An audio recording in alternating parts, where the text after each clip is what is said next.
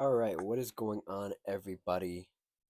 It's time to talk about some women's basketball hoops, specifically women's college basketball, the ever-growing sport in popularity, and to talk about one of the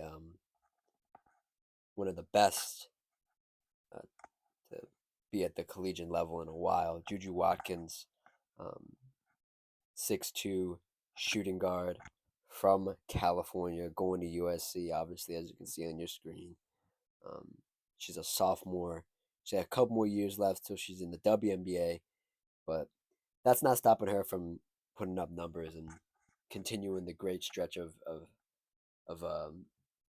women's guards in college. You've had over the years dating back. You've had Kelsey Plum.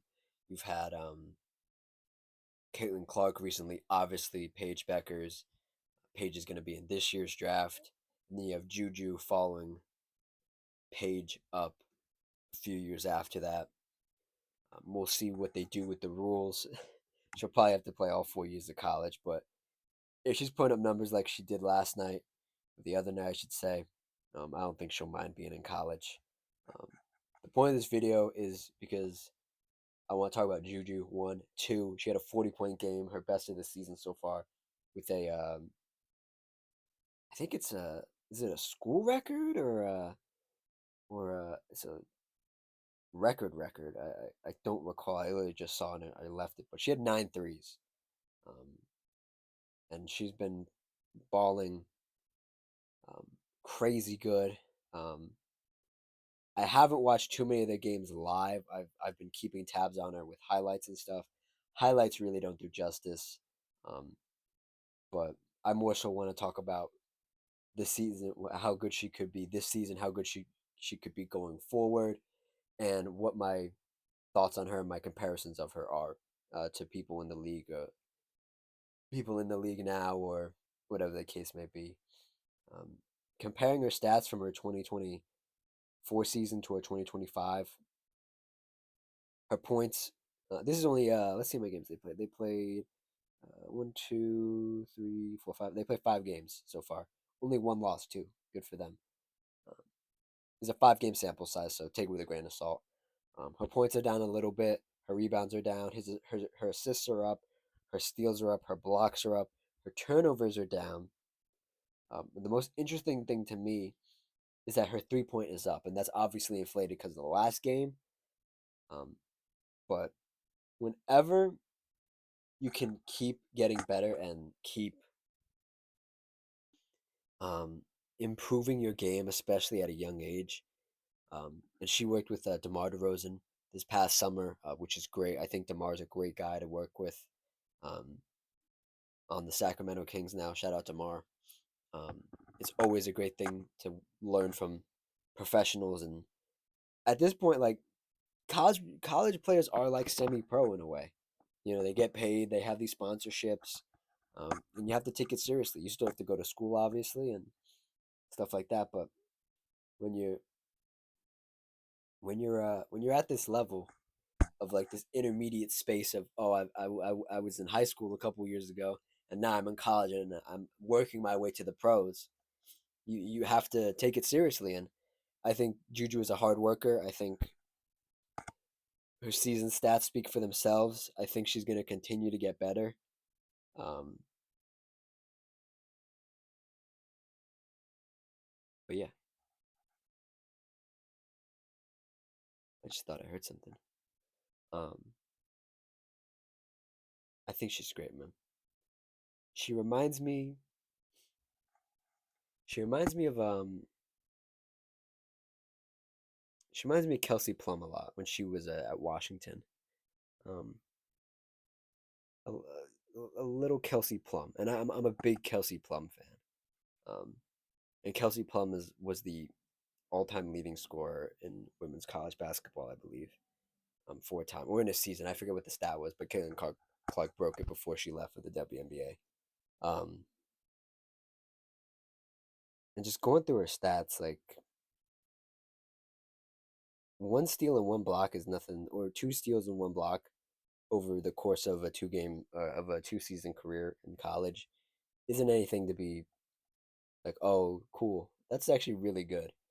To have somebody who can carry an offensive load but also care about defense is incredible. Um, she she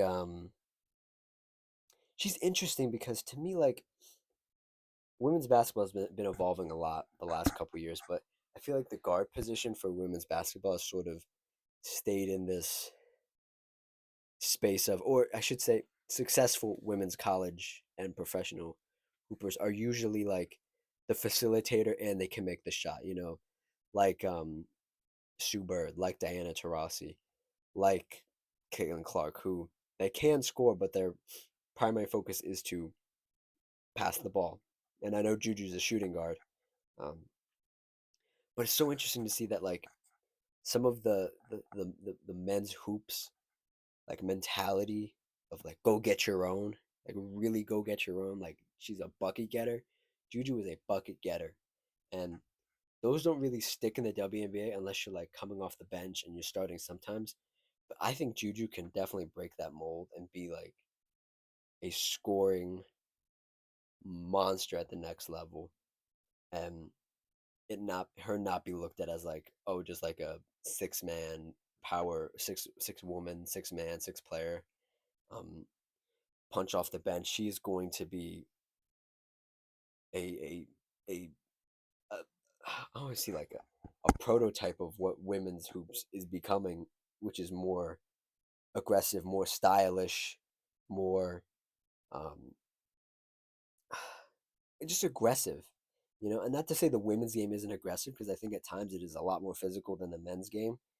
But just the way, the style she plays at, the pace she gets after it is just incredible to watch.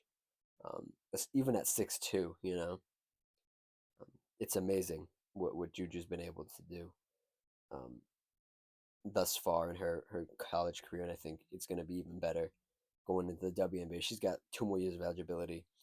Um, some more stats for you guys. Um, Juju sitting at 16 30-point games through her sophomore season. Um, this is since 2009, 2010. Elena Deladon's on here at 16 as well, so she tied it. And Caitlin Clark's there at 23. And I think Juju could blow that out of the water. Um, and yeah, I Juju, I don't have to be the first one to tell you this. I don't have to be the first one to tell you this. People already know she's already a big name. Keep your eye on her, man. If she stays healthy and she continues to get better, even if she has a slump or never wins like a national title, she's gonna be a revelation for the WNBA and women's basketball in general because she's so unique in her.